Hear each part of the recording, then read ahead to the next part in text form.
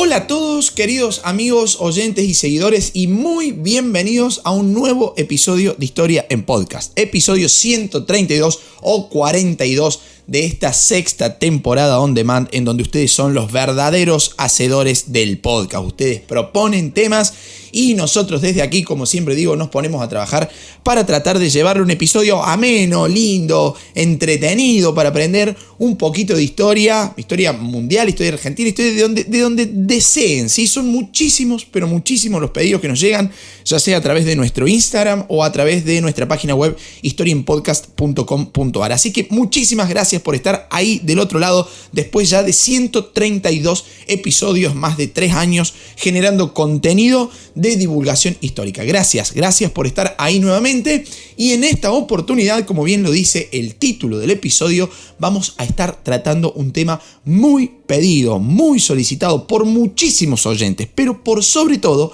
por oyentes españoles o argentinos que andan por España, que están allá, que se encuentran, con ese pasado histórico de manera casi constante. ¿Cuál es el tema? Los visigodos. Ese es una gran parte del pasado español, está bañado de la historia de los reinos visigodos, ¿no? Entonces, bueno, muchísimos pedidos. ¿Cuándo vas a hablar de los visigodos? Me interesa la historia del pueblo visigodo, del reino visigodo, qué sé yo cuánto. Entonces digo, bueno, me tengo que poner a laburar. Pero, ¿qué pasó? Analizando los pedidos que van llegando, porque posta que analizamos uno por uno, y tratamos de ir respondiendo siempre todos los mensajes, sobre todo a través de redes sociales, veo que no solo solicitan este tema particular de los visigodos, sino que solicitan temas muy relacionados, digamos, con la historia española, digamos, ¿no? Entonces me piden, habla de visigodos, habla de la invasión musulmana a la península ibérica, habla de la reconquista española, de la expulsión de los musulmanes a la península ibérica. Entonces, ¿qué hizo el profe? Bueno, unió los 3 temas, los conectó, porque de hecho son temas conectados, ¿no? Y los vamos a desarrollar aquí en 3 episodios. O sea, este va a ser un episodio triple, en donde primero vamos a analizar los reinos visigodos en este episodio actual. En el que sigue analizaremos la invasión musulmana y posteriormente en un tercer episodio la reconquista española. 3 pedazones de encuentros, 3 pedazos enormes de episodios para disfrutar, para poner pochoclo y disfrutar, ¿no? Así sentarse en el living, en el sofá, clavarse unos auriculares y aprender un poquito algo de historia. Bueno, qué sé yo, así al menos me lo imagino yo. Ustedes me escriben y eso me genera siempre mucha duda. ¿Qué hacen mientras escuchan el podcast? ¿Qué camino? ¿Qué trabajo? ¿Qué no sé qué? ¿Qué plancho? ¿Qué cocino? ¿Qué? Bueno, lo que sea. La invitación está hecha. Gracias por estar ahí. Así que vamos nomás a largar con este primero de 3 episodios, digamos, ¿no? Recuerdo, visigodos, este encuentro. El que sigue, conquista musulmana de la península ibérica. Y el tercero, la reconquista española. Entonces, vamos a largar nomás con el tema de los reinos visigodos. Y vamos a empezar por el comienzo, como siempre digo, con una pregunta básica. ¿Qué son los reinos visigodos? Bueno, podemos empezar diciendo que los reinos visigodos fueron los primeros reinos romanos germánicos que se comenzaron a formar en Europa como consecuencia de las denominadas invasiones bárbaras que fueron hostigando durante tanto tiempo al Imperio Romano de Occidente, durante casi todo el siglo IV, y bueno, y que finalmente lo van a terminar destruyendo en el siglo V, ¿no? Estos reinos romanos germánicos que presionaban las fronteras del imperio para meterse, para entrar. Un imperio romano que ya estaba en franca decadencia desde el siglo III en adelante, ¿no? Esto lo hemos analizado ya temporada, no recuerdo, 3 o 4 del podcast, así que lo pueden repasar ahí en la historia de Roma. Estos reinos romanos germánicos presionaban la frontera del imperio para meterse, para entrar, incluso para combatir contra Roma, ¿no? Bueno, los visigodos van a ser uno de esos reinos romanos germánicos. No cualquiera, sino el primero de esos reinos romanos germánicos que se comenzaron a formar dentro del imperio romano. Ahora, ¿por qué visigodos? ¿Por qué ese nombre? ¿De dónde provenían, digamos? ¿Por qué se llamaban así? Bueno, acá hay que volver un poquito en el tiempo, porque en realidad los visigodos son un pueblo que se desprenden de lo que originariamente eran los godos. ¿Quiénes eran los godos? Godos era el nombre casi genérico, diría, que recibían diferentes pueblos germánicos orientales, ¿sí? De la parte oriental de Europa, que desde el siglo III habían empezado a penetrar las fronteras del Imperio Romano de Occidente, ¿no? O sea, pueblos bárbaros que provenían de la parte oriental de la zona de la Germania. Esos son los godos, una denominación casi genérica, digamos, ¿no? Bueno, para el siglo IV, muchos de esos pueblos ingresaron al Imperio Romano, traspasaron sus fronteras y terminaron enfrentándose al ejército imperial romano, ¿no? En una batalla muy famosa en la historia del Imperio Romano, que es la batalla de Adrianópolis en el año 378 después de Cristo. ¿Por qué es muy famosa esa batalla de Adrianópolis? Ustedes dirán, sí, famosa para vos, que conocés la historia, digamos, pero ¿por qué es famosa? Bueno, es famosa porque en esa batalla entre el Imperio Romano y los reinos romano-germánicos, o los reinos bárbaros, vamos a decir, durante su desarrollo de esta batalla de Adrianópolis, murió el emperador romano Valente, ¿sí? Una batalla que va a hacer trastabillar al imperio, digamos, ¿no? Está diciendo, guarda que están entrando estos tipos que tienen un poderío bastante importante. Ahora, ingresan los pueblos bárbaros, ingresan los godos, esta denominación genérica para los pueblos germánicos orientales que se meten al Imperio Romano de Occidente. Bueno, esos godos ya instalados digo, dentro de un imperio que más temprano que tarde iba a terminar sucumbiendo al avance de esos pueblos germánicos, los godos comenzaron a ocupar territorios. Y en esa ocupación de territorios, los godos se van a dividir. Imaginen que los tipos venían caminando desde Oriente, imagínenlo, ¿no? Imaginen que venían los godos desde el oriente de Europa, ¿sí? Venían ahí muy campantes diciendo, oh, guarda que nosotros vencimos, que somos poderosos, que venimos con mucha sed de ocupación territorial. Venían caminando desde Oriente, e ingresan a Europa desde, justamente la parte oriental del Imperio Romano. Yo acá estoy haciendo señas para todos lados con la mano. No sé si ustedes me estarán entendiendo, dudo que lo vean, ¿no? Pero bueno, yo estoy a las señas así manipulando un montón. Bueno, vienen desde el oriente, llegan hasta el norte de Italia y ahí ven un camino que se bifurca, digamos, ¿no? Se abre en dos partes. Una parte de los godos dobla hacia la izquierda. Recuerden, venimos desde Oriente hasta el norte de Italia, un camino que sigue derecho y otro que dobla a la izquierda. Bueno, una parte de los godos dobla a la izquierda, ¿no? O sea, se sale del camino principal, es decir, se mete en la península itálica. Y ahí ese pueblo de los godos que se mete en la península itálica recibe el nombre de ostrogodos, ¿sí? Pero la otra parte, ese no va a ser nuestro motivo de análisis hoy. Los ostrogodos quedaron ahí dando vuelta en la zona norte de Italia. Otro día analizaremos eso. Nos interesa qué pasó con la otra parte de los godos, que siguieron derecho, que no doblaron a la izquierda, digamos, ¿no? En el norte de Italia. Entonces, siguieron derecho y van a asentarse en la zona de las Galias, en la parte sur de la actual Francia. Ese grupo que se asienta en la parte sur de la actual Francia, que llega a la Galia, que no se metieron a la península itálica, ese pueblo recibe el nombre de visigodos, que en el año 418 recibieron del emperador romano Honorio el territorio de la Galia, en donde justamente se instalaron ya directamente como un reino federado del Imperio Romano. Esto es muy importante, o sea, ya prácticamente en alianza los tipos. Fíjense que esto sucedió en el año 418 y el Imperio Romano de Occidente cae en el año 476. O sea que desde hacía al menos 70-80 años antes de su caída, los visigodos ya estaban dentro del Imperio Romano con la categoría de reino federado, gracias a este acuerdo que habían hecho en el año 418 con el emperador romano Honorio. Ahora, ¿cómo era esa alianza? ¿Cómo funcionaba ese reino federado? Bueno, resulta que a partir de un pacto que se llamaba feudus, del cual derivará posteriormente el feudalismo, los visigodos recibían el control territorial a cambio del compromiso de brindarles al Imperio Romano colaboración militar, de ayuda militar, y enfrentar así de manera conjunta, digamos, a los enemigos del Imperio Romano. Es decir, tierras a cambio de ayuda militar. El origen de lo que muchos años después serían las relaciones feudo-vasalláticas entre señores feudales y vasallos. Pero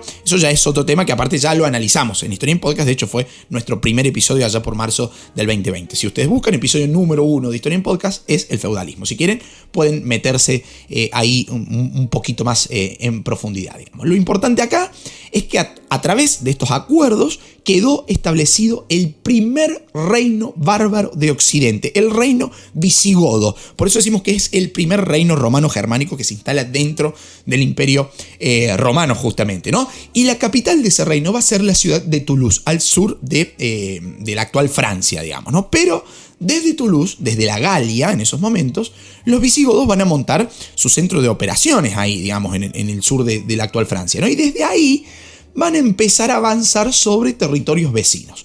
¿Cuáles eran esos territorios vecinos? Por ejemplo, van a penetrar en la península ibérica, en la región romana de la Hispania.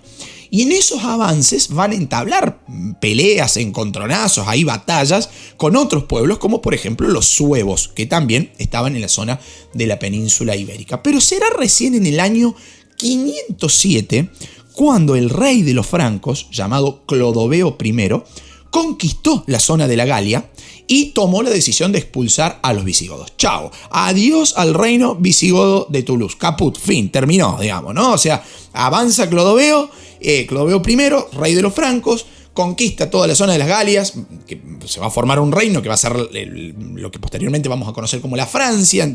Ya hemos desarrollado nosotros montones de temas relacionados a eso, el imperio de Carlomagno, etcétera, etcétera, ¿no? Pero bueno, fin de los visigodos de Toulouse. Y ustedes van a decir, ¿cómo? Ya terminó el episodio, tan cortito fue esto, no alcancé a comer 2 pochoclos, digamos, ¿no? Bueno, no. No, porque lejos de rendirse y de darse por vencidos, digamos, ¿no? Los visigodos deciden trasladarse a una zona, a una región en la cual ya habían incursionado anteriormente, que lo nombré recién. ¿A dónde se van a trasladar los visigodos desde el sur de Francia, desde su capital en Toulouse? Se van a trasladar a la península ibérica, a la Hispania. Y a partir del año 507, cuando fueron expulsados por Clodoveo I, los visigodos cruzaron los Pirineos, llegan a la actual España, en donde ahí van a lograr imponerse a la población local, a la población hispano-romana, digamos, ¿no? Y desde entonces, recordemos, esto vale aclararlo, ¿no? Que Hispania era una provincia del Imperio Romano de Occidente. Entonces, la población de la Hispania era población hispánico-romana, ¿no? Por eso lo mencioné de esa forma. Bueno, y desde ahí van a encontrar un nuevo lugar en donde desarrollar su cultura, una nueva base con una nueva ciudad capital de este reino visigodo 2.0, digamos, ¿no? Recargado, ya instalado en la Hispania.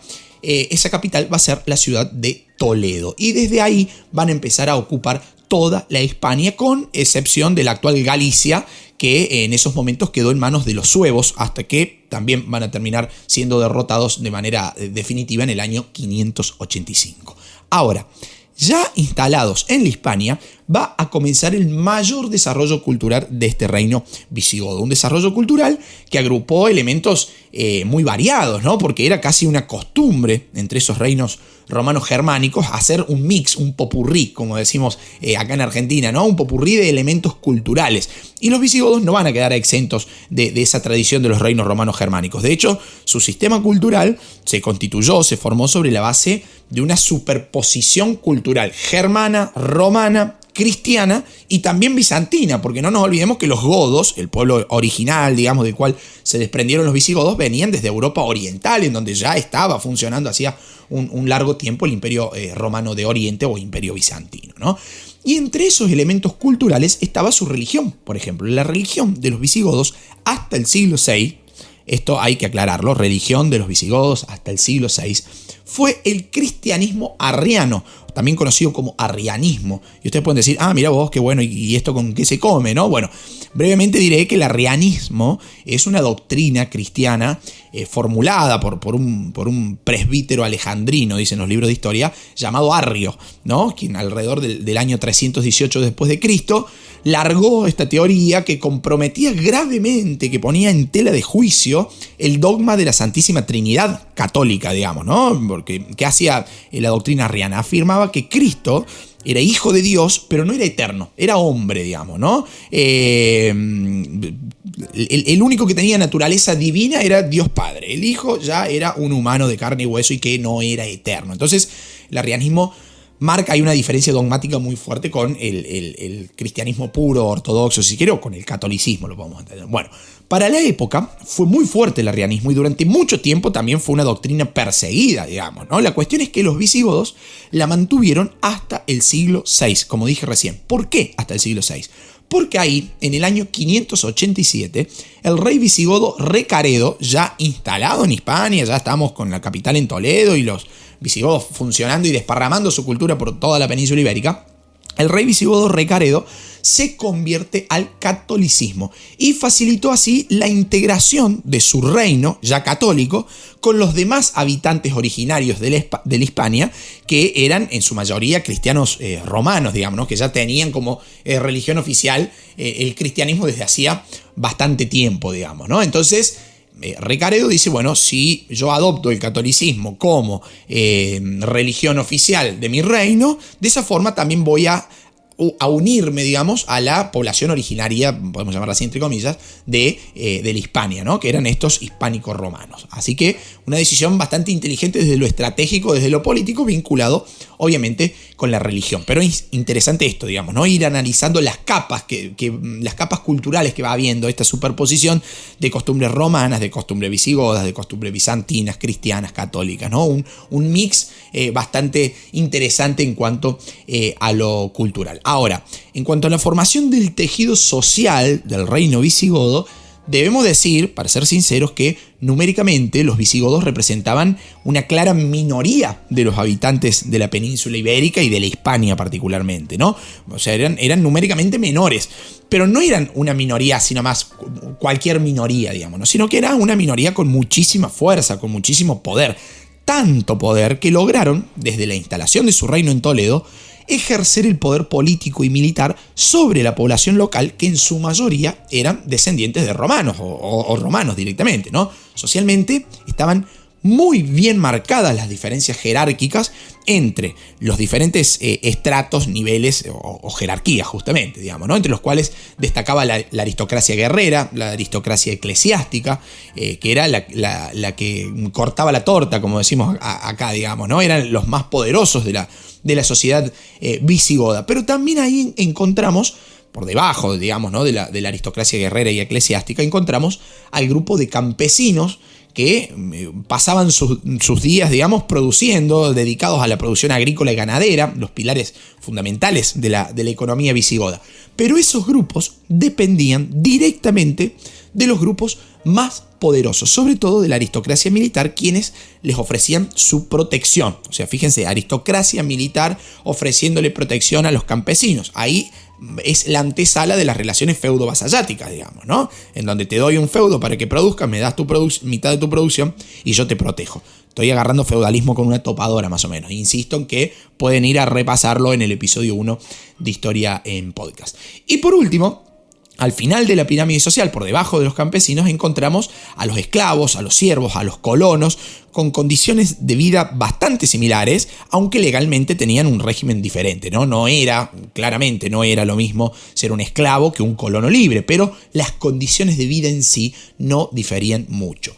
Y hablando de lo legal, ¿sí? Podemos decir que los visigodos también tuvieron su desarrollo jurídico. De hecho, aquí en Argentina se estudia en la carrera de Derecho, de Abogacía, como prefieren llamarla, en la materia Historia del Derecho, se estudia parte de la historia de los visigodos y su reformulación de leyes, digamos, ¿no? Leyes, tratados que eran anteriores a ellos, que venían, digamos, del tiempo de los romanos. Bueno, los visigodos hay una modificación importante de esa ley en España, que después nosotros, latinoamericanos, vamos a recibir toda esa herencia legal jurídica que los visigodos habían desarrollado en España, con el desarrollo previo a su vez de los romanos. Entonces hay una línea histórica dentro del derecho en donde tenemos derecho romano, derecho visigodo, y posteriormente ese derecho que termina llegando aquí a las colonias españolas en América, ¿no? Por eso es tan importante estudiar el derecho romano, el derecho visigodo aquí, porque quedan muchas raíces, aunque ustedes digan, pasó mucho tiempo, pasaron 1500 años, qué sé yo, que no, bueno, quedan muchas tradiciones ancladas todavía ahí. Si alguno de ustedes se dedica a la rama de lo legal, de lo jurídico, es abogado, qué sé yo qué, me puede mandar un mensajito y me dice, sí, la verdad, tenés razón, porque conozco de cerca, esta cuestión por familiares que han estudiado la carrera de abogacía. Así que bueno, muy importante la cuestión de lo legal. Y cuando decimos esto, estamos diciendo que durante algo más de un siglo, en el reino visigodo van a convivir los códigos jurídicos romanos y visigodos al mismo tiempo. Digamos, ¿no? Había un código legal romano, un código legal visigodo. Entonces, esto al menos va a ser así hasta el año 654, cuando un rey visigodo, el rey Recesvinto, en su intento de unir definitivamente a la población de hispano-romanos con los visigodos, promulgó un nuevo conjunto de leyes que pasó a la historia con el nombre de Liber Iudiciorum, o simplemente Código de Recesvinto, en el cual se unificaba la legislación, estableciendo así un nuevo código territorial, estableciendo un derecho igualitario, unitario para todos los súbditos del reino, más allá de su origen cultural, no importaba si eran hispánicos, romanos o visigodos o lo que fueran, ¿sí? El código legal era igual para todos, y en ese código igual para todos, que es este código de Recesvinto, se une, ¿sí?, la cuestión jurídica tradicional romana y visigoda, digamos, ¿no? Para no causar enojos ahí entre las partes y entre esa diversidad cultural que existía dentro del reino visigodo. Entonces, para dejar contento a todos, se arma un mix de leyes nuevamente y sale Recesvinto a unificar territorial y jurídicamente su reino, ¿no? Algo que va a ser muy celebrado porque le va a dar un buen empujón, un buen aire, le brinda caudal político, volumen político diríamos hoy, ¿no? Le permite ser un rey que ahora gobierna con un código jurídico legal unificado. Bueno, ahora, en cuanto al plano de lo económico, ya hemos dicho hace un ratito nomás que la base de la economía visigoda era la agricultura y la ganadería. Era básicamente un reino agrícola ganadero, ¿no? El comercio, por ejemplo, era una actividad casi inexistente. Por el simple hecho, podríamos decir, si caemos en un reduccionismo así como muy grande, podemos decir no había comercio porque no había desarrollo urbanístico, digamos, ¿no? El desarrollo urbanístico de los visigodos fue bastante escaso. Las pocas ciudades que construyeron funcionaban como fortalezas, con grandes murallas que oficiaban de defensa, digamos, ¿no? Entonces, como ya hemos explicado en otras oportunidades, al no haber desarrollo urbano, la actividad comercial, por consiguiente, también es escasa, digamos, ¿no? Entonces, lo que había eran algunos pequeños intercambios de productos de lujo que generalmente procedían del Imperio Bizantino y que eran usados como bienes de consumo exclusivo de la aristocracia, digamos, de esa aristocracia guerrera o eclesiástica, y no más de eso. Ahora, en cuanto a la organización política, podemos decir que el reino visigodo se organizaba políticamente como una monarquía. Sin embargo, los reyes tenían un poder bastante limitado y el cargo no era hereditario, sino que el rey se elegía entre los miembros de esa aristocracia guerrera que les decía anteriormente que eran los que cortaban la torta, digamos, ¿no? Eran los que tenían el verdadero poder. El rey, como les decía, limitado en su poder, gobernaba junto con la denominada administración palatina, ¿sí?, que estaba constituida por dos órganos. Por un lado estaba el aula regia. El aula regia era un consejo de altos funcionarios muy poderosos llamados comites, que algunos traducen como jueces y que tenían la función de colaborar con el rey y con quienes se iban controlando mutuamente, ¿no? El rey a los comites del aula regia y el aula regia al monarca, ¿no? Esa es uno de los órganos, ¿no? El otro de los órganos es el Concilio de Toledo, que era un grupo de consejeros con funciones legislativas. Entonces, el rey no gobernaba solo. Pero, al mismo tiempo, los miembros de la aristocracia tenían también competencias fiscales, militares, judiciales, sobre el resto de la población, ¿no? Que dependía directamente de esa aristocracia, digamos, ¿no? Como ya dijimos anteriormente. Entonces, los que tenían el verdadero poder era este grupo de la aristocracia guerrera. Y con el tiempo, esos vínculos privados fueron cobrando cada vez mayor importancia hasta llegar a una verdadera fragmentación del espacio político, algo que después se va a ver, insisto en esto, durante el feudalismo. Cada aristócrata guerrero comienza a manejar a un grupo determinado de la población, rural, básicamente rural. Hemos dicho que el desarrollo urbano era muy pobre, entonces eso va a ser la antesala del feudalismo en España, digamos, ¿no? Pero bueno, no todo dura para siempre y los visigodos no van a ser exactamente la excepción a esta regla. Bueno, ¿qué pasó En el año 711 el reino visigodo llegaba a su fin. Un fin que se empezó, aunque parezca contradictorio, ¿no? El fin empezó en la famosa batalla de Guadalete, desarrollada entre el 19 y el 26 de julio del año 711, aunque hay algunos, si ustedes buscan, si ustedes googlean la batalla de Guadalete, hay algunos historiadores que la marcan, que la colocan, la fechan en el año siguiente, en el año 712, pero tradicionalmente se acepta que fue en el año 711. Ahí, en esa batalla, en la batalla de Guadalete, en el contexto de la expansión musulmana por el Mediterráneo, las tropas del califato omeya invadieron la península ibérica. Los visigodos, con muchos problemas internos para esos momentos, con conflictos con otros pueblos de la península y ahora encima también enfrentados a las poderosísimas tropas omeyas, terminaron sucumbiendo a las tropas árabes. Tal es así que en la batalla de Guadalete pierde la vida el considerado como último rey de los visigodos, llamado Roderico o Don Rodrigo, ¿no? Eso pasó, como dijimos recién, en el año 711. Y para el año 726 los musulmanes ya habían logrado ocupar toda la península. Pero a partir de ahí ya entramos a otra historia que analizaremos en la próxima entrega de estos capítulos, de este capítulo triple, digamos, ¿no? En esta serie de 3 episodios de Historia en Podcast, en donde analizamos reino visigodo, conquista musulmana de la península ibérica y reconquista española. Así que, queridos amigos, hasta aquí el episodio de hoy. Un repaso breve, rápido, a vuelo de pájaro, como siempre digo, porque la idea es que ustedes después, si les interesa el tema, puedan profundizar en lo que quieran. Hay muchísima bibliografía sobre esto. La idea es aclarar, tener un panorama de qué pasaba en esa Hispania antes de ser España, justamente. Y acá repasamos entonces, en ese sentido, la historia de los visigodos. Espero que les haya gustado, espero haber estado a la altura de sus expectativas, sobre todo para aquellos que me han solicitado tantas veces este tema, y si así ha sido, los invito a que puedan colaborar con Historia en Podcast. Historia en Podcast es un proyecto de divulgación totalmente gratuito. Lo pueden escuchar cuantas veces quieran, en el lugar que quieran, a través del dispositivo que quieran, haciendo lo que quieran. Sí, eso está totalmente garantizado y ese es nuestro objetivo. Pero sus ayudas nos ayudan a nosotros, justamente, valga la redundancia, a seguir dedicándonos de lleno a generar contenido de divulgación histórica de calidad y sobre todo gratuito. Así que si lo desean, pueden pasarse por cafecito.app, si nos escuchan desde aquí, desde Argentina, o a través de PayPal, si nos escuchan desde cualquier otra parte del mundo.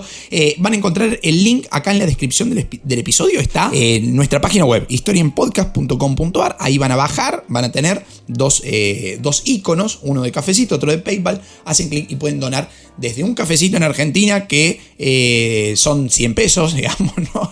Así que pueden colaborar desde lo más básico de lo básico, y también lo pueden hacer a través de la plataforma PayPal. De esa forma nosotros podemos seguir generando este contenido. Y si no, queridos amigos, gracias por estar ahí del otro lado después de 132 episodios colocando Historia en Podcast en uno de los podcasts educativos más escuchados de toda Latinoamérica. Gracias, gracias, gracias, gracias. Los invito también a pasar por nuestro Instagram, Historia en Podcast, así nos encuentran, en donde subimos información verdaderamente interesante. Así que, queridos amigos, hasta el próximo episodio, cuando la historia nos vuelva a encontrar. Chau, muchas gracias.